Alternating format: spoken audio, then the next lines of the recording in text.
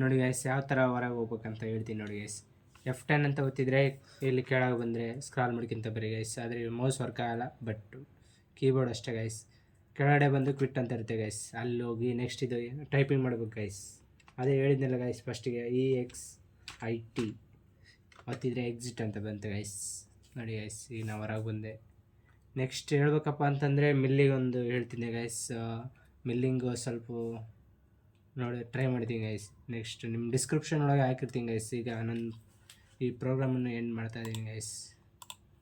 ಇದೇ docx box ಅಂದ್ರೆ ನಿಮಗೆ ಹೇಳಿದ್ನಲ್ಲ ಗೈಸ್, ಇದೇ ಪ್ರೋಗ್ರಾಮು ಈ ರೀತಿ ಇರುತ್ತೆ ಗೈಸ್. ಪ್ರೋಗ್ರಾಮ್ M30 ಅಂದರೆ ಎಲ್ಲ ಸ್ಟಾಪ್ ಆಗುತ್ತೆ ಗೈಸ್. ನಮ್ಮದು ಪ್ರೋಗ್ರಾಮ್ ಇರುತ್ತಲ್ಲ, ಫಿನಿಶಿಂಗ್ ಪ್ರಾಡಕ್ಟ್ ಬರುತ್ತಲ್ಲ ಗೈಸ್. ಈಗ ಆಯಿತು ಗೈಸ್, ನಮ್ಮ ಡಾಕ್ಸ್ ಬಾಕ್ಸ್ ಯೂಸಸ್ ಏನಂತ ಎಲ್ಲ ಹೇಳಿದ್ದೀನಿ ಗೈಸ್. ಹಾಗೆ ಲೈಕ್ ಮಾಡಿ, ಶೇರ್ ಮಾಡಿ, ಕಮೆಂಟ್ ಮಾಡಿ ಗೈಸ್ ಅಂತ ಹೇಳಿ. ನಿಮ್ಮಿಂದನೇ ಸಪೋರ್ಟ್ ಆದರೆ ನಾವು ಇನ್ನೂ ಪ್ರತಿಯೊಂದು ವೀಡಿಯೋಸ್ ಕಂಟೆಂಟ್ ಏನಾರು ಆದರೂ ಹಾಕ್ಬೋದು ಗೈಸ್. ಅದಕ್ಕೋಸ್ಕರ ಹೇಳ್ತಾ ಇದ್ದೀನಿ ಗೈಸ್, ಲೈಕ್ ಮಾಡಿ, ಶೇರ್ ಮಾಡಿ, ಕಮೆಂಟ್ ಮಾಡಿ ಅಂತ ಹೇಳ್ತಿದ್ದೀನಿ ಗೈಸ್.